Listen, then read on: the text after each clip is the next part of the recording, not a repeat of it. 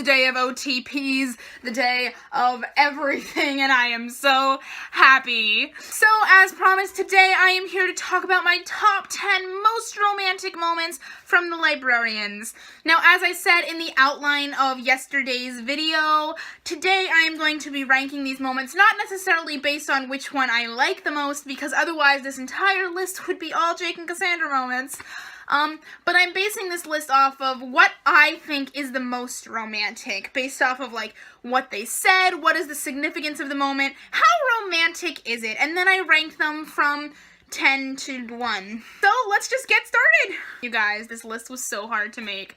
I had, like, over 30 moments of romance listed out, and I just took me forever to figure out and rank it, but I think I got it. Coming in at number 10, I have their moment from Season 2, Episode 1, and the Drowned Book, and this is when Flynn takes Eve up to the Statue of Liberty. I've always considered this so incredibly romantic and make me think, like, give me a Flynn Carson right now. Because at the beginning of the episode, we see Eve saying to him, like, casually, kind of just seemed like a throwaway line, says, oh, wouldn't it be cool to go to a city and not be fighting evil? Like, we could go to a show, see the Statue of Liberty. And then when they do have to fight the evil, Flynn takes her to see the Statue of Liberty. And she's been so frustrated about not having any time together. And, like, he just takes her to see the Statue of Liberty, and it just shows how he listens to her, how he cares, how he remembers, and the big gestures that he'll make to show Eve how much he loves her.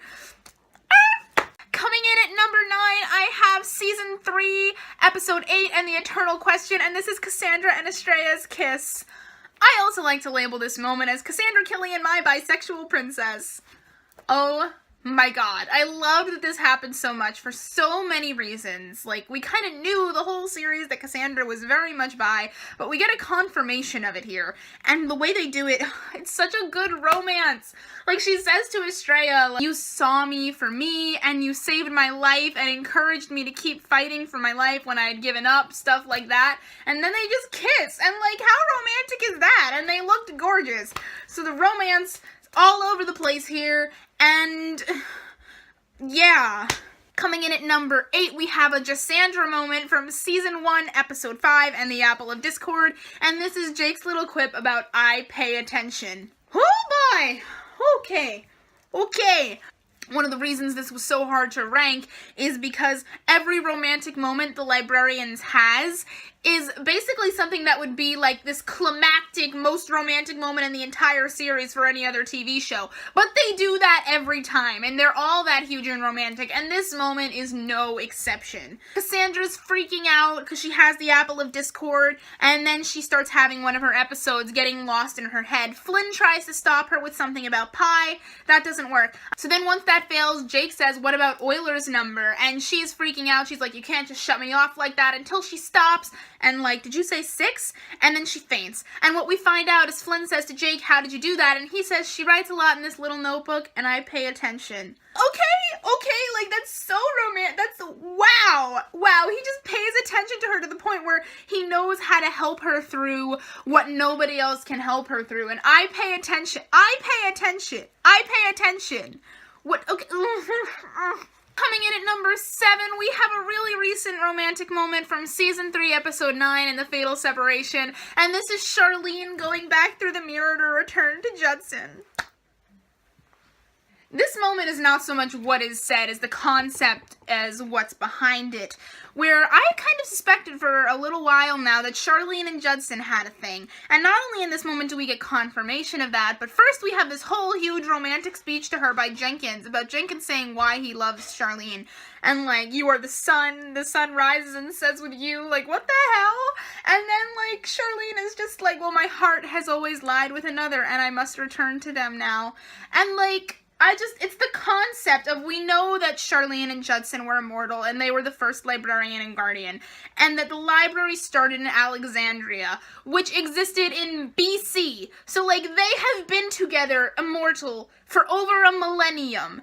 And the fact that they have loved each other all that time, her heart has always lied with him for a millennium, and now she is returning to him, because it's just the story of Charlene and Judson, where we see in this season Charlene's talking about where after Judson died and moved on through the mirror, she could not go on. She could not be in the library anymore. And now, after all this time, after a millennium together, over a millennium, she's dying, giving up her status as immortal, and returning to Judson. Somehow that's only number 7. Like, that's what's going on with this show right now. Coming in at number 6, I have something from our very first episode, Season 1, Episode 1 of The Crown of King Arthur, and this is Jake and Cassandra's moment at the Stonehenge.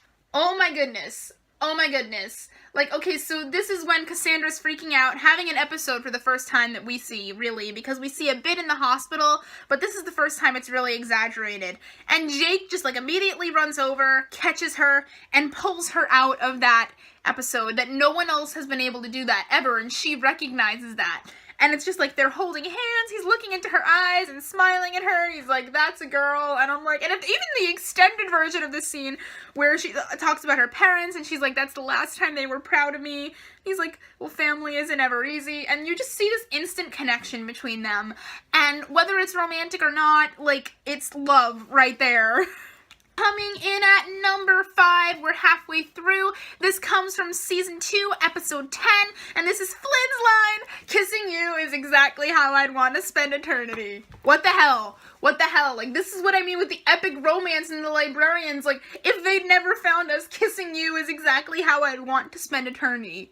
What more do I have to say to explain why that's romantic, other than just saying it? That's insane.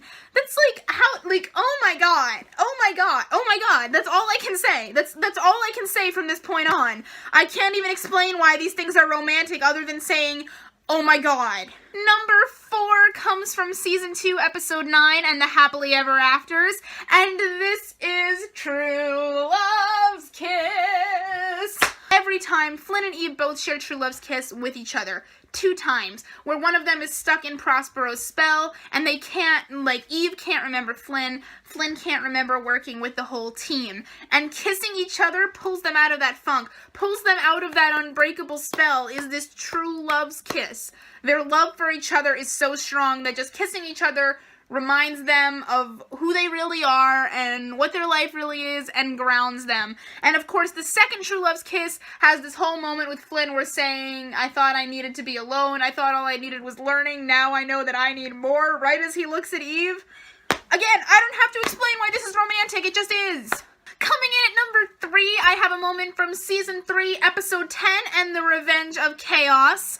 And this is the very last scene where Flynn comes to Eve to apologize for not telling her about the Eye of Ra, and she tells him not to apologize anymore because she's accepting the fact that, yeah, while she's acknowledging that what he's doing is not okay, but that it's going to take you a long time, and you're not doing this maliciously, you're doing this because you spent years alone, and you're learning to adjust, and you're trying, and that's all I can ask for, and we need to accept each other for our flaws. I mean, this is what I talked about yesterday, where why the love in the Librarians is so great, accepting flaws. It's all outlined right there. It's unconditional love. Pure, unadulterated, unconditional love. And that's what we have being described in this moment. And yet, there are still 2 more things more romantic than this. Number 2 comes from Season 3, Episode 6, and the Trial of a Triangle, and this is Flynn's speech at the airport to Eve. Oh my god. This is going to be another thing where I really don't have to describe why this is romantic, because if you just, like, listen to the text. From the moment I first saw you in that German steam tunnel, I've loved you. I love you more than anyone I've ever known, more than anything I've ever learned. I love you more than learning itself. And this comes in the middle of a fight where we see Flynn thinks that Eve doesn't love him anymore. And Eve thinks Flynn is flying off the charts, and he just describes to her, this is how much I've loved you. I've loved you from the moment I saw you. And we know how important learning is to Flynn, right? We know how learning is his everything. It keeps him grounded. He escapes into his learning. And he loves Eve more than learning. Man! And finally, finally, what I have as my number one most romantic moment in the entirety of the Librarians is Season 2, Episode 9, and the Happily Ever Afters, Eve's speech about real love is hard. Now this comes, Flynn has just broken the spell with True Love's kiss, and Moriarty comes up to her saying, we could have a happily ever after here, no problems, everything is gonna be perfect. And that's what Eve has always wanted. She wants that perfect settled down life. And Moriarty is offering it to her, and she tells him no. Because she tells him, real love is hard. It's risky. Sometimes it breaks your heart, but you have to take that risk, because that's what's real. Isn't that a beautiful message? Like, what is this? What is this? I've never seen any show talk like that before. Real love is hard. That's what's real. Sometimes it breaks your heart, but you have to take that risk. Risking heartbreak for love, because that's real love. So much romance, so much romance, so much romance. Oh my good word. Alright, so that's it for today. You can follow me on Twitter, Tumblr, Instagram. All links are in the description. Please remember to like and subscribe. Happy Valentine's Day, my lits. I love you guys from the bottom of my heart, and I'll see you tomorrow when I outline my ships in the Librarians. Bye-bye!